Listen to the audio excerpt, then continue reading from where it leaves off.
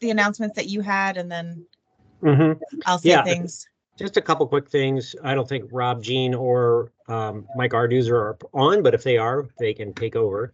But Rob recently reported a Andrina triquestra, or is it triquesta? Can't remember. From somewhere there down in Ohio, southern Indiana, which is a big range extension, also pretty obscure species, very similar to another obscure thing, Andrina nothoscorti. And so bone up on that. I just updated the guides so that the ranges are into those areas too. The other thing is that John Asher has shifted his allegiance and is now acknowledging that many of the Panergines are actually in Prodandrina. Jason's got a student who has been working on one. Is it Pterosaurus or Heterosaurus? Pterosaurus. So what we're doing now, and it's in progress, but a lot of it has shifted over. You can still use the old Pseudopanergus guides, which Anthomergus, Pseudopanergus, Heterosaurus, and Pterosaurus were in. Those have now all moved over and are subgenera of Prodandrina. I've got the guides, the Prodandrina guide, with most of the material in there, but I'm still working on transferring the male characters. Well, the male characters are passed on, but I'm scoring the species for those, so it's not quite ready as a aggregate. We will then have to transfer the pictures. We have to transfer the characters, updates from the scanned-in literature, and make species pages. So there's a fair amount of schlepping work for me to do here. Additionally, we'll probably go in and use Jason's student, Johnson. What's his first name? Steve Robinson. Steve Robinson, sorry. And use his thesis as a starting place to do some acknowledged different characters, because he has a very different sort of pattern of characters, which I think will be useful to add, like we add Mike Arduzer's. I'll be in touch, Jason, when we get ready to do that, because we'll do some reformatting and see if that works. It'll just be for Eastern species right now. Ultimately, we would like to get the entire group done to the west, but like Jason said, he only did Heterosaurus or Pterosaurus. He did Pterosaurus. I mean, there's yeah. Timberlake did the other stuff there. Mm-hmm. Yeah, but I'm sure there's other sneaky ones still out there. Yeah, who knows? Okay, so that's my update. To be determined. It's marked on the guide at the top what we're doing and when we started it, and I will update that information when the Prodandrina is completely usable. So that's where we are. Cool. Thanks, Sam. All right, I have some administration. We are going to be not having class the last week of December and the first week of January. So we'll have class next week and then a 2-week break. Still trying to line up other experts to come in to do talks that we haven't done. So if you want to join us or have suggestions, let me know. I had forgotten the other thing already. Oh, I just wanted to celebrate. I pulled I was behind on uploads, so those are now done. We are uploaded from up to last class, and today we'll upload today's class. And I also was pulling stats, and I just wanted to celebrate with Jason and Joel that your genera session, your first session with us, was the second most popular class. We had the most on our first session, and then which was 105 attendees, and then we had 79 on that session that you hosted. So yay. While you're here, wanted to celebrate that with you before I forgot. I think that's everything. Well, Jason and Joel, you know, they're rock stars. They're rock stars, and I'll be getting stats from Dan shortly on what those downloads and site visits look like. So we know that there were 79 people there and probably more downloads to come. Yeah, that'd be great to see. Yay! Satisfy my And dean. you guys can take it away from here. I think there's conversation that you want to start at couplet 19, maybe. Just let us know where you're starting. I think, okay, I'm going to pop up the key. So I thought maybe you mentioned, I think we were around 8 or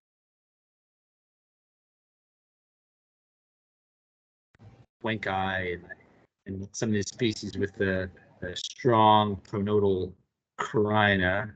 Yeah, we stopped at 19. The last one I have notes on is Swanky, but sometimes I miss things. Okay, yeah. So we did at one point we had jumped to 19 from couple of 1. We were talking about this Sphecodogastra. But I think we had kind of worked our way back the other route. So we were at around couple of 8. And this one, it's about the mesopisternum. So it's basically, the side of the thorax, the pleuron is punctate or not. And the parenthetical characters here are basically not diagnostic, but helpful. So just because it's small in size doesn't mean that it's going to go that way. Just because it has patches of tomentum on tergum 2 and 3, it doesn't mean you should go to 9. But those species have that character. But I think you covered both of those species a couple of weeks ago. So Berkmanni and quebecense. So I don't think I'm going to redo that. But I would note that if you happen to be in the West Coast and you think you have quebecense, it's possible you have an undescribed species. If you do, maybe shoot me an email. It's possible or it's likely. It is true. Well, I mean, I wouldn't be able to. Well, quebecense gets pretty far west, but there's definitely an undescribed species that looks like it. In kind of, I guess, Oregon, probably, at least Oregon, but probably adjacent states as well. So We've definitely got some here in Washington, and I asked Thelina about it, and he thinks that quebecense doesn't occur there. Yeah. Last time I talked to him. Yeah, that sounds very plausible. So yeah, so if you have anything if you're in that region and you think you have quebecense, it's probably more interesting in the sense that it's undescribed. But it won't be undescribed for long. So if you want to contribute specimens to the type series of the species, let us know. Okay. So the other option for couplet 8 is the mesopisternum is rugulose to rugose, and the other sort of characters are variable. I'm going to kind of scroll down to the images of this because maybe it'll be helpful. So in this kind of center top is the situation with quebecense and Berkmanni, where if you have a nice diffuse light, you should be able to clearly see punctures with sort of a smooth background. But if you're struggling to see any punctures, then go the other way. Go to couplet 10. And I guess the distinction between the next couple is basically how coarsely rugose the mesopisternum is. And in truncatum and syncopes in this key, which I think you've also ran through a couple weeks ago, it's quite coarsely sculptured. You can see some kind of shining spaces between those big wrinkles. Whereas in the other species we'll cover today, the sculpturing is much smaller. The wrinkles are a little bit more tightly packed, perhaps. It's duller, generally speaking. And this is where we're going to go to today. And this is obviously an eastern key, but some of these species go quite far west, and this kind of splits. There are some species in the west that are probably closely related to truncatum, and so you'll see things out there that look similar. It's good to look at the inner metatibial spurs on Western species that have a kind of coarser sculpture. Let's see. Jump in, Joel, if you have anything else to add in about that. But there's quite a few species in the kind of the West, but no one's really looked at them closely enough to sort of work them out yet. Is Coolii in that same group as truncatum? I think so. One of the characters of truncatum that's quite noticeable in the male is that the gonostyle are quite big and long. They have lots of really plumose setae at the end of the kind of like a little broccoli kind of coming up from the top almost. And that's also true of some of these Western species. But there's a lot of older names that are not well known, like Arcturus and Polylabris, that probably have priority over a lot of the other names, and that all has to get sorted out. But they also seem to have similar sort of genitalia in the males. That's probably the next major project to do is sort out some of those species. For me, anyway. Okay. And then in the West, there's actually a lot more Evolius, like the true Evolius, but they have similar metatibial spurs to Syntypes, but the Perpodium is much less coarsely sculptured. So if you see something that looks vaguely Syntypes-like, but not so coarsely sculptured on the Perpodium, it's probably an Evolius, but there's a few species. Okay, so we're going to go to the Metapostnotum rugulos. So rugulos, the extra little syllable there, it just means it's kind of a diminutive, so it's not as rugose as the other species. And usually a lot of these have kind of longer heads. So if you're kind of measuring that head to length ratio, they tend to be longer than Syntypes and truncatum and Evolius. Evolius all kind of have wide heads. It's a pretty distinctively wide head too. I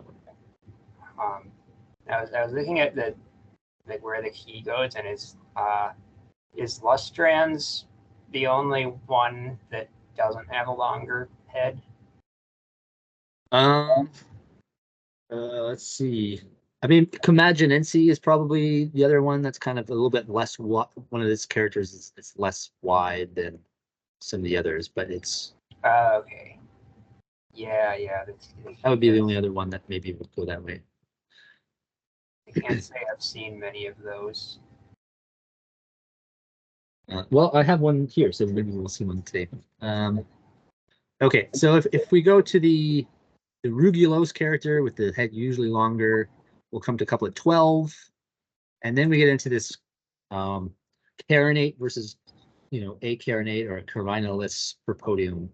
And this is basically whether or not the carina extends all the way up the posterior surface of the Perpodium to kind of the dorsal margin. I think we've sort of seen that probably before. Try to put one up here just as a reminder.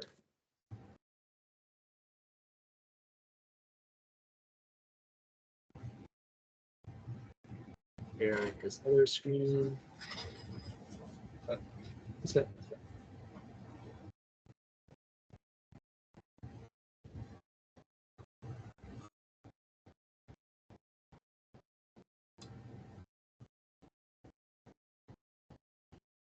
Is in focus? Oh.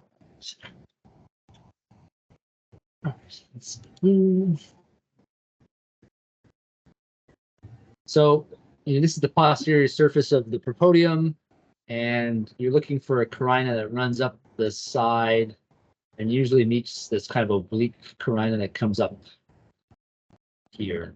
So you're looking for a vertical carina in this location. It's a little hard to see in this particular image. Whereas in the weakly, the acarinate or carinaless species, the carina will only go about halfway and will be disconnected from any kind of carina that you might see the oblique here, which is usually pretty weak anyway. Sometimes not visible. I think I might have a better view of it on my. Yes, that would be great. What species, Jason, are we looking at? This happens to be Comaginense. A very northern species.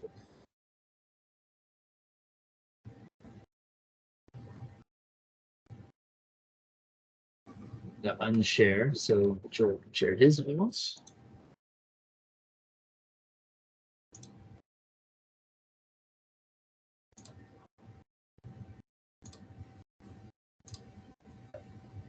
All right, so this is a quebecense, which is in that same group as Comaginense. So here is that carina that goes up the side of the propodium. Actually, I can probably zoom in on it a little bit more.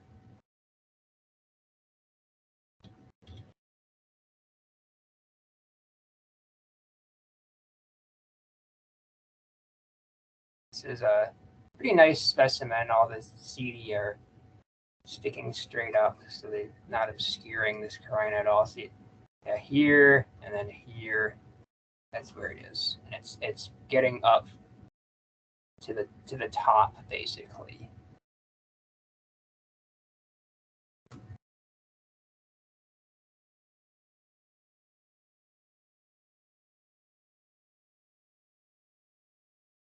And what about when there's a character in Discover Life where it's talking about at the very top of that when there's a V or a U shape carina that might be formed there?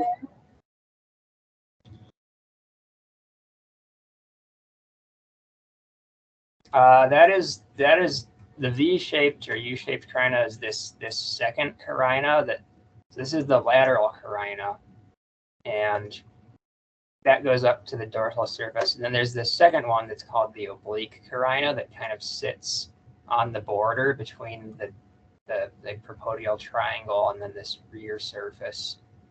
And this oblique carina, that is the one that it sometimes extends laterally up that way.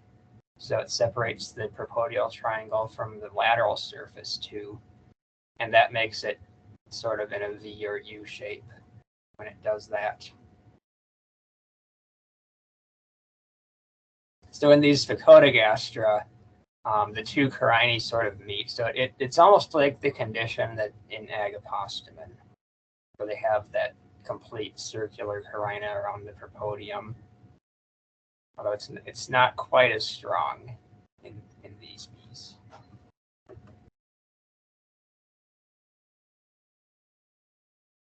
And So is there a determination between these that have like that Agapostemon at the very end of the propodium, or are we just looking at these lateral edges? Or are we going to come to that later in the key? Well, yeah, I mean, the distinction between the carinates and the carinaless species is that how strong that lateral carina is, and like whether or not it reaches all the way to the dorsal margin.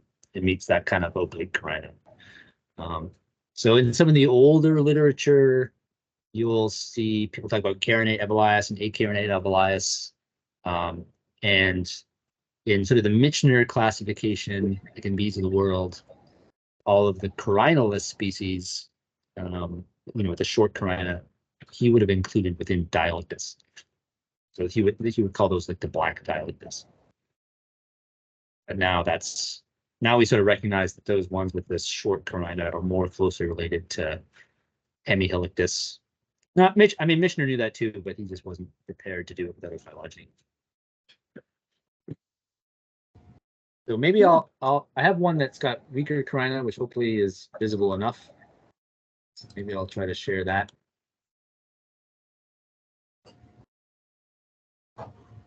So yeah, so here's one again. We're looking at the podium, and you don't see a strong carina in this area. So we have the propodial triangle up here, and there's this kind of vaguely what's sometimes called the dorsal lateral slope. It's this kind of vaguely triangular area between the dorsal surface and the lateral surface and the posterior surface. This kind of area here, and that's if there is any kind of oblique carina there, it's a very faint line. It's a very thin line, and it doesn't connect to the lateral carina. So the lateral carina usually kind of comes up about halfway and then just stops.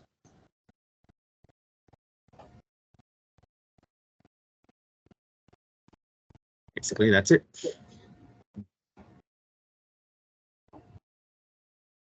So you'll see those kind of states all across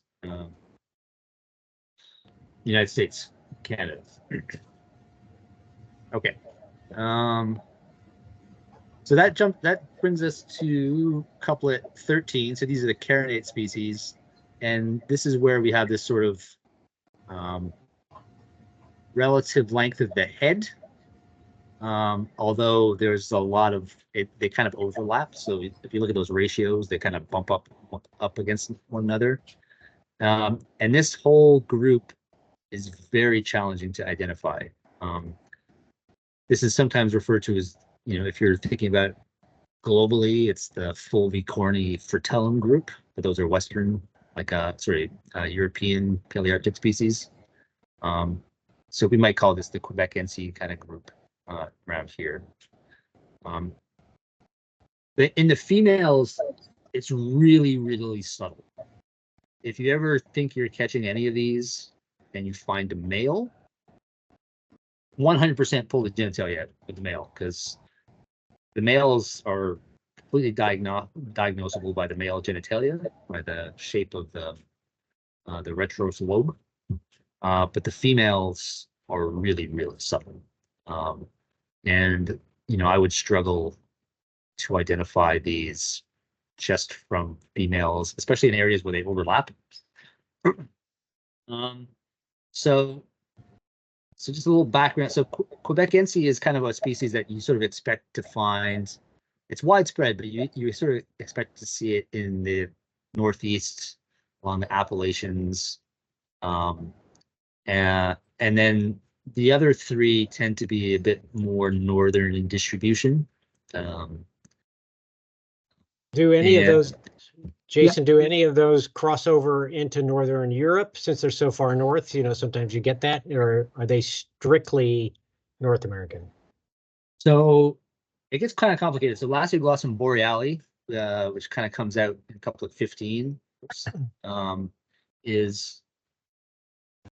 actually described from Europe, and so but its range, if you look at its range, it kind of extends all across kind of northern Canada down the kind of Rocky Mountains. There's also records of it from mountain in New Hampshire, and they all kind of look the same. But early work in the 90s by Lawrence Packer and others basically showed that there's a lot of genetic diversity across all these mountain ranges, and it's not at all clear what's going on. So it's probably all kinds of cryptic species. Yeah. Well, during glacial maximum, of course, all their current range was under snow, and they would have been pushed into these sub-ranges, and certainly couldn't mess around with trips to Europe. So yeah, it makes sense that it would get complicated, and that you may have to divide things by ultimately by range. Yeah. And then so again, yeah, I mean, in all of these, you're hoping you get males, because that's the way that you can identify.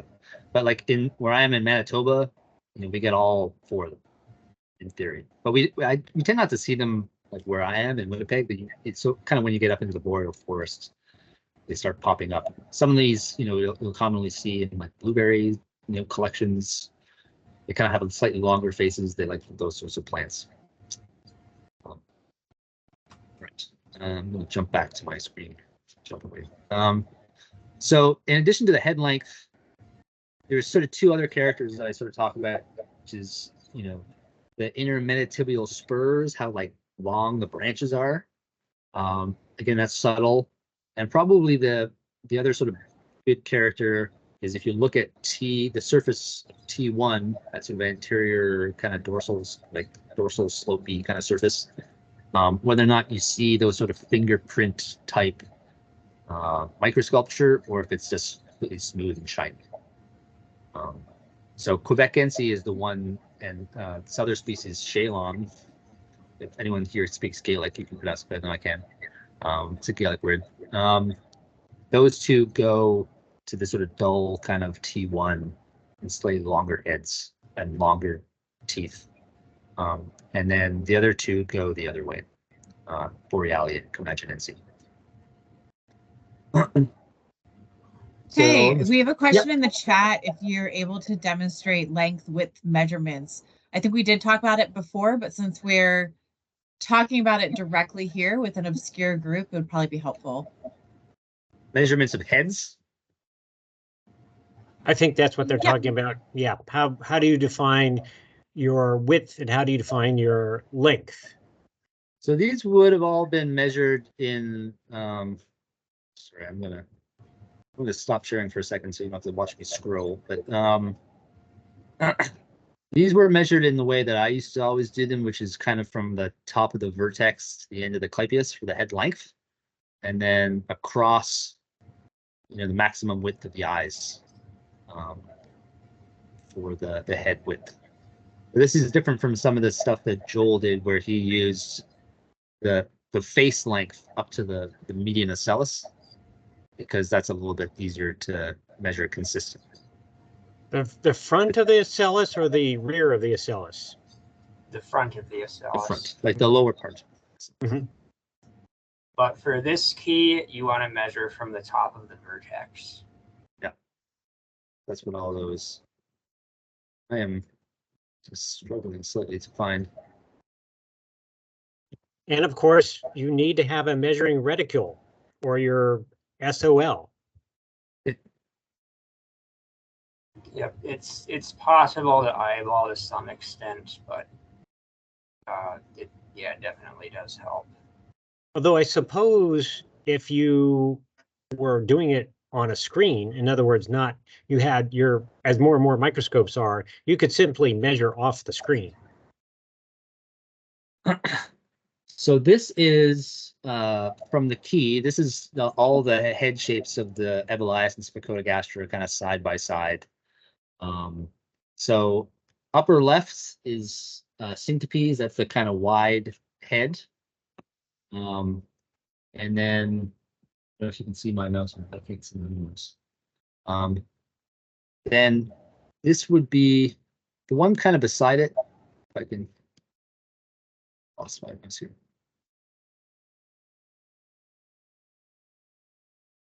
Well, that's all right. The one beside it would be Borealis. And the one beside that should be Comaginense. So they're not particularly long, but they're a little bit stretched out compared to like the quebecense. And then F should be quebecense, and then G is the Shalon species. So they're a little bit stretched, but they're not enormously long. And so yeah, those measurements are a bit subtle.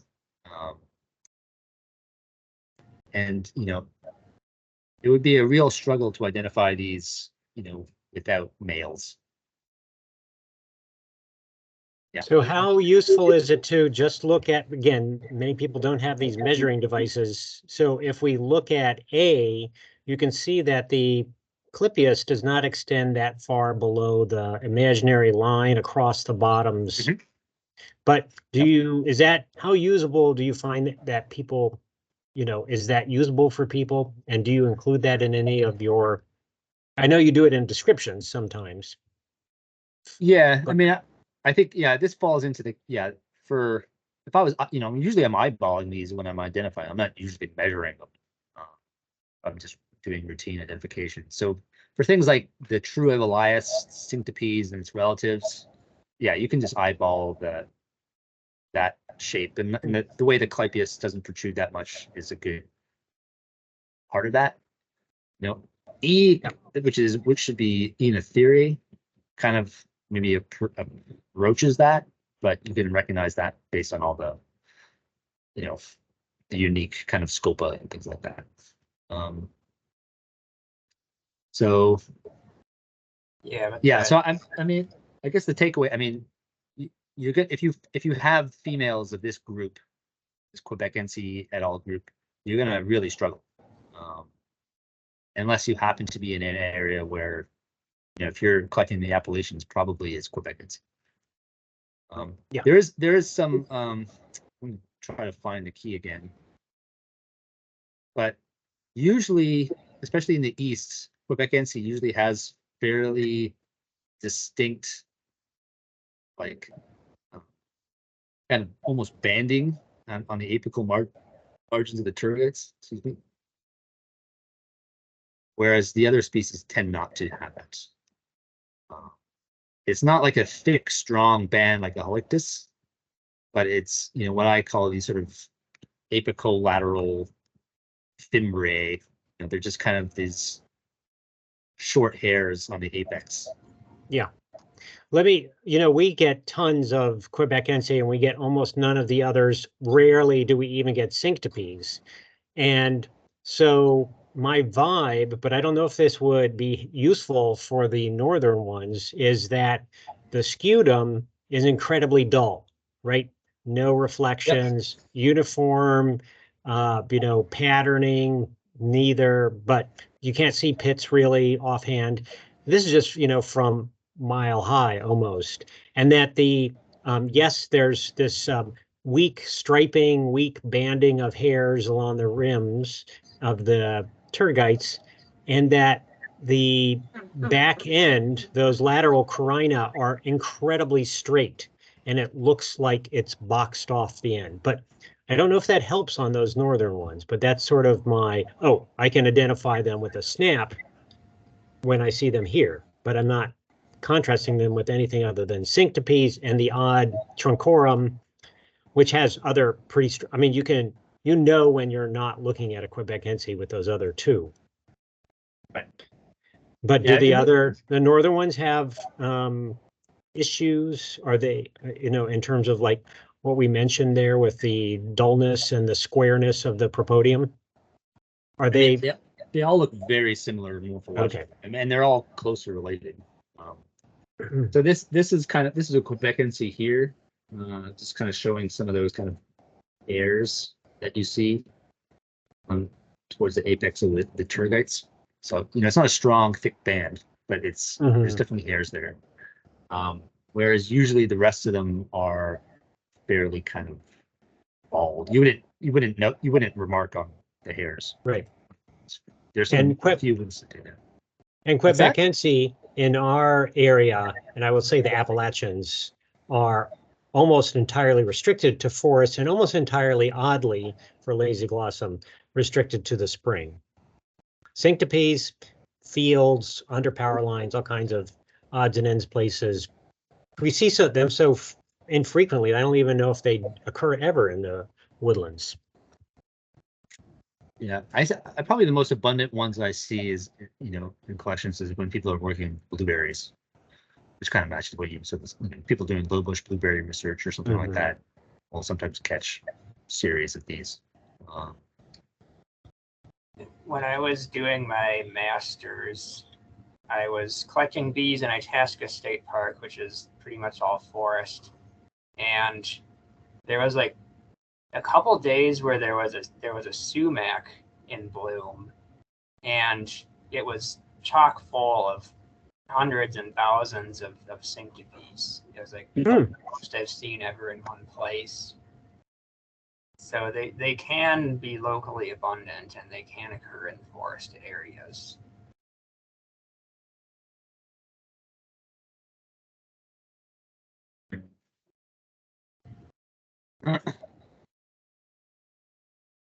So I'm going to jump. So this is there's a figure just in the key for the males to give you a sense of the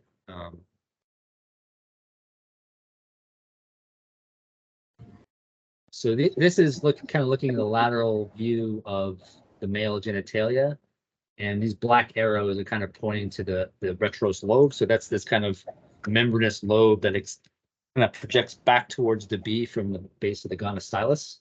So this is the gonostylus up here. Boreali, it's, I kind of make a shape with my, my hand, cutting off at the wrists. That's Boreali.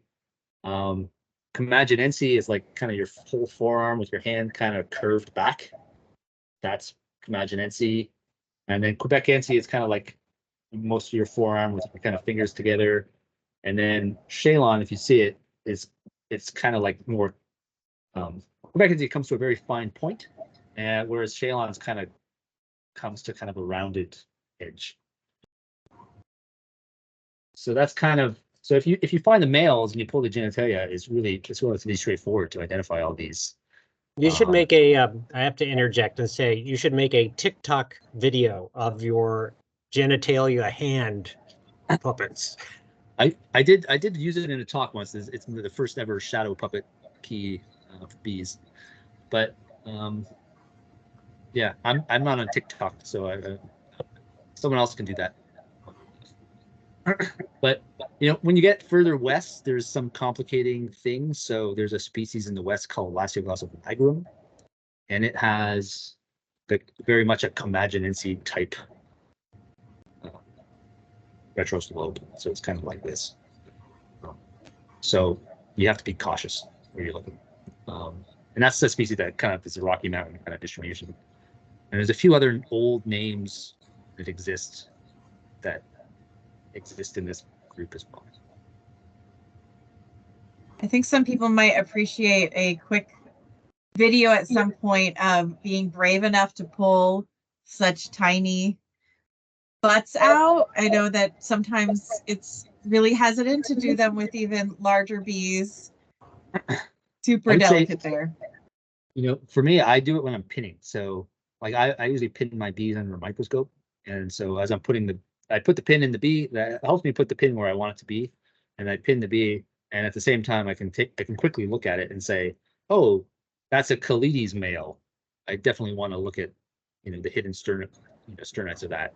And so I just, have a pin or a pair of fine forceps.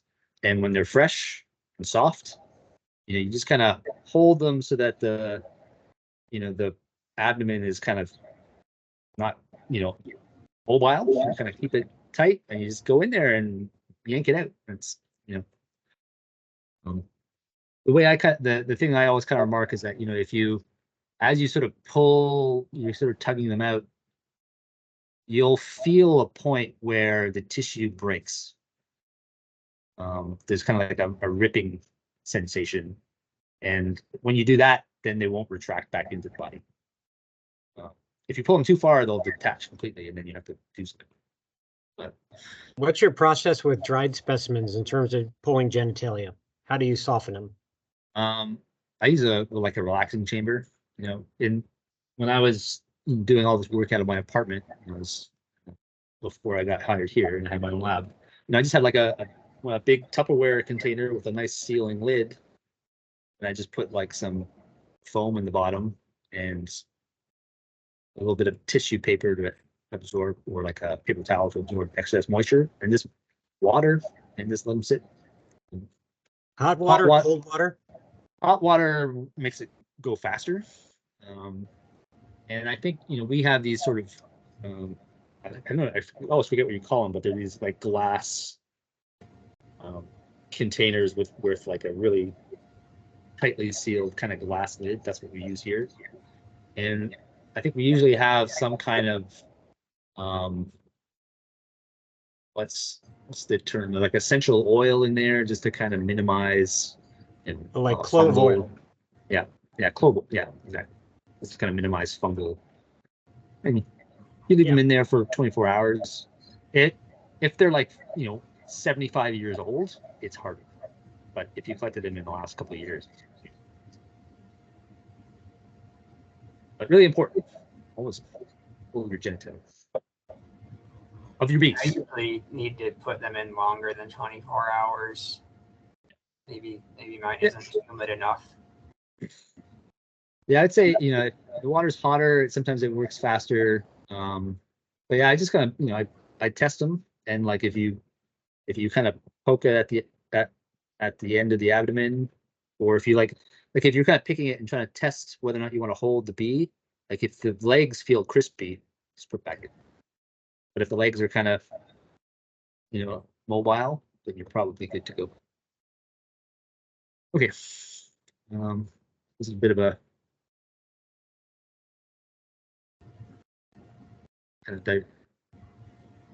distraction maybe, but yeah, definitely the best time to do that is when they're fresh and you're pinning them.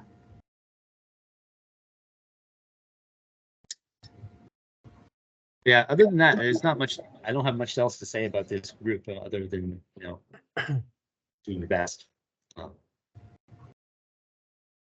What's your ratio of males to females though in that group? Isn't it really low? It's going to be low, yeah, for sure.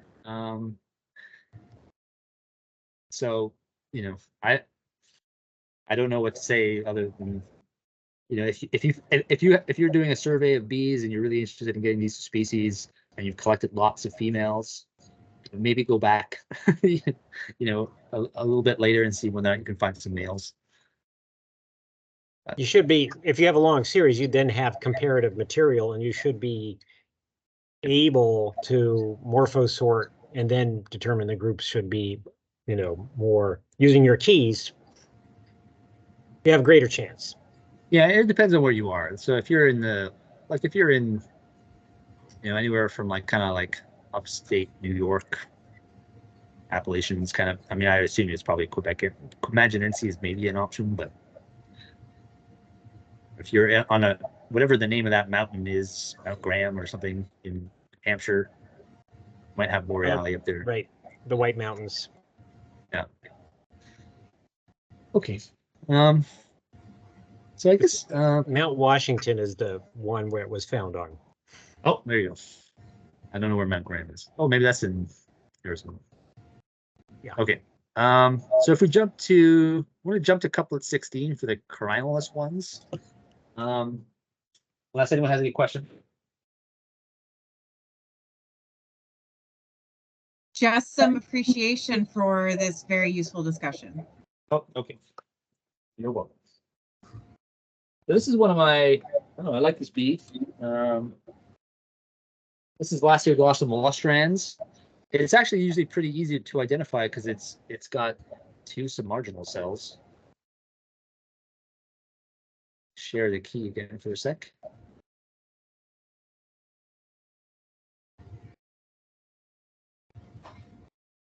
You can tell us about the distribution too.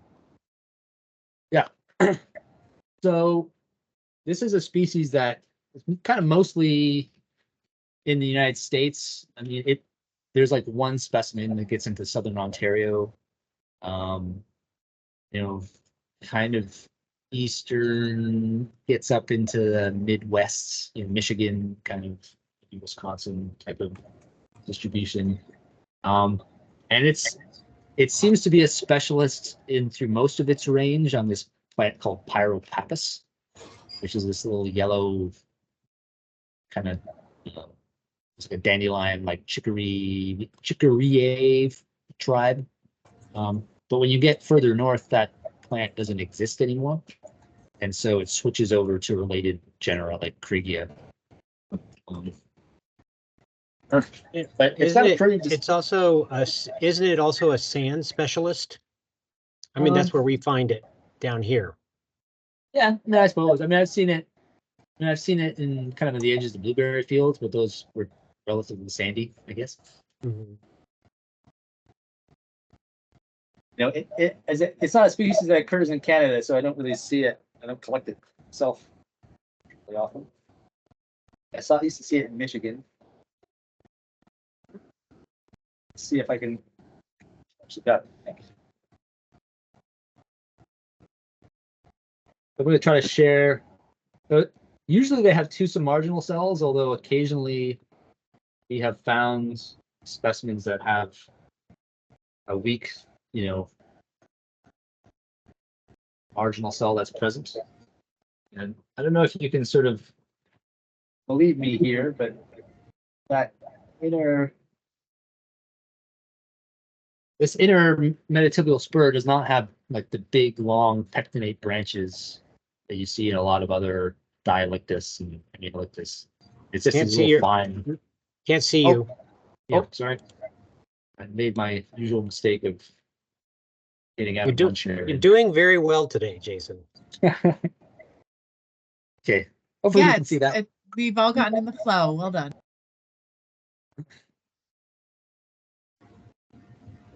Hopefully you can see that spur.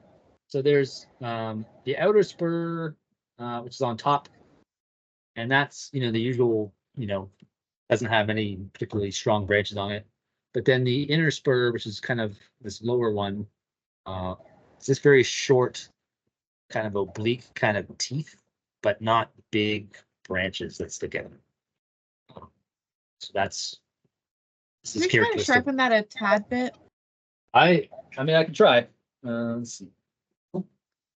But I need to only if my Jason, what are the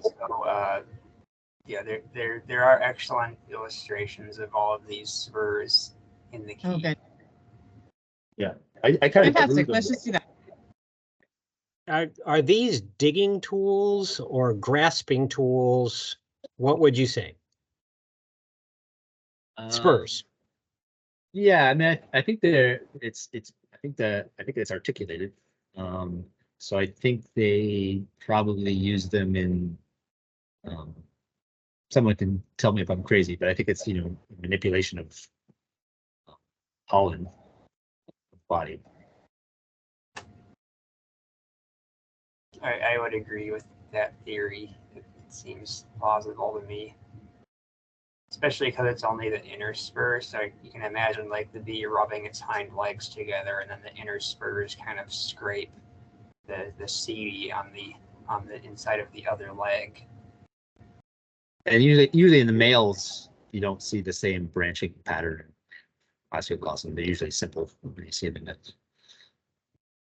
Yeah.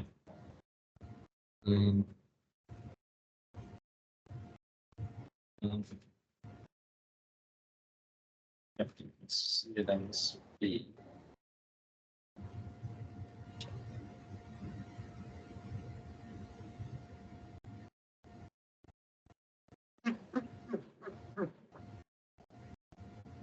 So the other thing about this, they tend to have quite a bit of like oppressed hairs. It's almost like a Dialectus kind of fan, and they have a lot of hairs on the anterior surface of T1.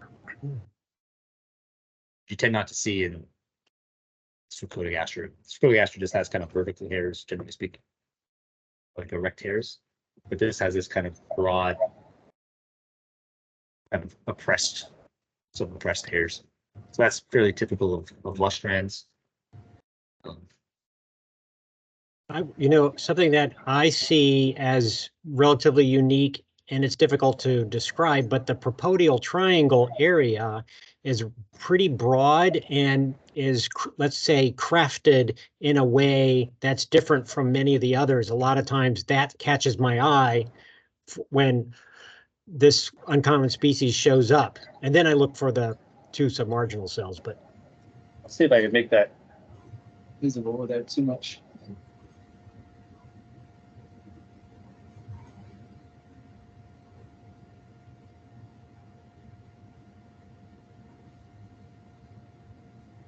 Yeah, it's there's almost like an extra kind of like curve right here.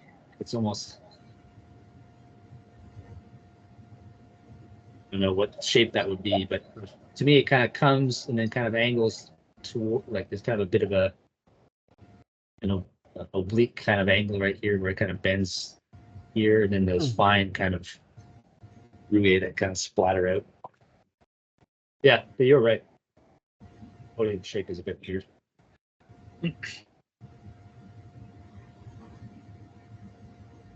Yeah, definitely a good one to see, and document what flower you collected it from.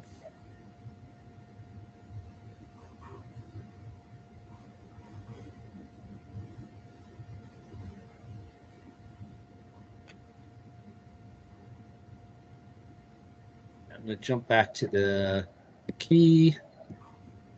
Time 10 minutes.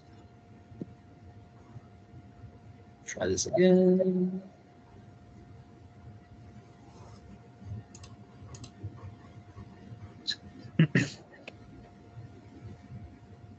Okay, so this one, the next kind of lead is the intermedicular or spurs pectinates, big strong branches. Doesn't have that kind of oppressed hair on T1, and the typical non-mutant has 3 submargin cells. So your typical Dialectus. I think you covered Foxii before, but the other species that looks very similar is Infunditum. And this is actually one that people usually, I sometimes see them mixing it up with the quebecense group. It gets kind of lost in the mix sometimes. Try to see if I have a good enough specimen to. In some of the older literature, you'll see this listed as Rufitarsis, Rufitarsi. But that's a European species, and it basically turns out that that pin's kind of in wood. See if I can. And that slightly.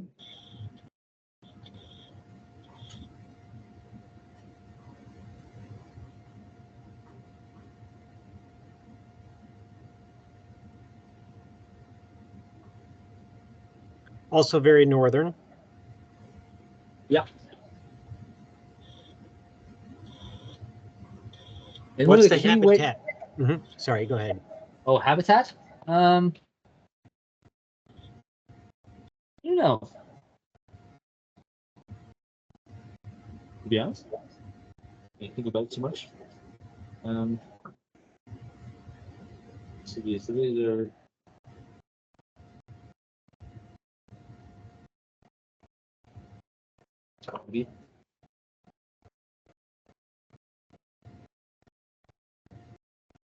I have to look at the distribution. Okay. But the way that you sort of distinguish this from something like Foxii is that the sculpturing comes all the way to the rim. So you have this kind of crescent. Sorry? The picture. Oh. It's not. Is it not there? Nope. Rats. Totally While we switch, I just wanted to say Matthew Carlson says in Alaska it's common in openings of boreal forest burns everywhere, really. Yeah. It's also very common here in Washington. It shows up mostly in the western part of the state, and in the north and the far east. It's not in the deserts. It doesn't like those dry, hot habitats. So you find it like in temperate zones, forested zones, that kind of area. Kind of play with the light a little bit, but yeah, basically you have these sort of irregular kind of wrinkles, rugae on the podium, and they come right to the rim. There's a fairly distinct rim, kind of crescent-shaped rim all the way across. Otherwise, it looks, overall body shape, it looks very much like Foxii, kind of a longish face. You can see that it doesn't have those oppressed hairs on T1 like Australis does. Doesn't really have much in the way of like tomentum, like these sort of pressed short branched hairs on the turgites. Yeah. And it's not too large. It's maybe like 5 or 6 millimeters. So an intermediate size. And you know what you call that color? Kind of a blackish hint of almost bluish black. Kind of, yeah. But these are, it's widespread, and you're more likely to, it gets mixed up with foxii, but also gets mixed up with like the quebecense kind of boreali kind of see it. And it's kind of it for the females anyway. If you're in the West and you see something that looks like foxii, there's 2 major groups out there that have the kind of the wrinkles that kind of go only part of the way. So there's kind of a smooth rim. And if you see those in the West, you want to look at the puncture density of the scutum. And they're either, quite close, like within 1 puncture diameter of each other, or there's some definite gaps and kind of smoother, shinier. And there's sort of two species or 2 species complexes. And are these described species or undescribed? Yeah, so it's unclear exactly. Oh, sorry. It's unclear exactly how many species. There's only 2, or if there's more. But there's the oldest name for one that has these, I want to say the sparse punctures is Ruficorni, but also in that names are pulveris. And then the other one is Diatretum / Syntheritis. Maybe Vaporellum. Yeah. So the holotype of Syntheritis is absent without leave, so it's a little bit unclear where it belongs. But or if it's even in that group. So Diatretum is a safe name, and Ruficorni is a safe name. Okay, that is news to me.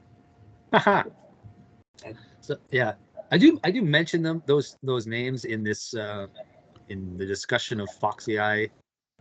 Let me see if I can verify. Part of the issue, I mean, we have DNA barcodes from that complex, and there's like 2 distinct groups. But part of the issue is we need some more material from like the type localities of Ruficorni to figure it out. And knowing where the type of Syntheritis would talk a lot too. We have a Syntheritis in the collection here that was determined by McGinley, so it's not the type, but he might have seen it. And is it foxii group? I don't remember. It's been a while since I looked at it, but I'll look at it again. Yeah. So Diatretus is, actually Diatretus is an older name. So Diatretus is a good name. So that is has the sparser punctures, and Ruficorni seems to have the denser punctures. There's like half a dozen names in this group. So we have one of the paratypes of Syntheritis, and it is actually an incondytum. So, but all the specimens we've seen identified by Cockerill or Eichwort are not. So it's unclear whether or not the type series was mixed. We're not really sure what to do with that name at this point, if it's the type. Will add golf courses around airports. Sorry, what was that? Will Peterman adds golf courses and around airports as Is that what spots. That's really fun. Hmm. Yeah. Also worth How about mentioning. inconditum? Yep. Speaking of inconditum, as far as I know, that's just one species, even in the West. So it's very common here, and you don't have to worry about it being a difficult complex, at least not yet. Not yet, but who knows? If there is anything like cryptic within inconditum, it's probably somewhere further south in California. But the other thing is that if you have males of, so I'm just going to show you this is an inconditum face, so it's a bit long. Clypea is kind of protruding out, and if you have males, you can also look at the retros lobes. One of them comes to kind of an acute point, and the other is kind of a rounded, rounded lobe. So you can also distinguish the males as well. Yeah. I'm gonna bail. Keep the conversation going. I've got another Zoom session that I have to attend, so I'm going to say bye. Thank you very much, and we'll see people next week. So, but keep going. I'm just going to say I'm leaving. Sure. Yay. Yeah, we are basically at the end of the key. We're at couplet 18 with Texanum, etc. And I am not remembering if we did cover those before. We did those last time. Yeah. Okay, I thought so. So, wow, great. We wrapped that key up. Fantastic. Where do we want to return back to the Dialectus next time and go step by step for things that we skipped over, or what is your preference? Oh, great leaders. I don't have one. Anybody in the crowd want to say what they like? I do think these step by steps are popular. They're easy to follow along with. What we've done with the Dialectus before is we basically popped into those really sometimes really challenging groups, but we could go back to picking away at one by one.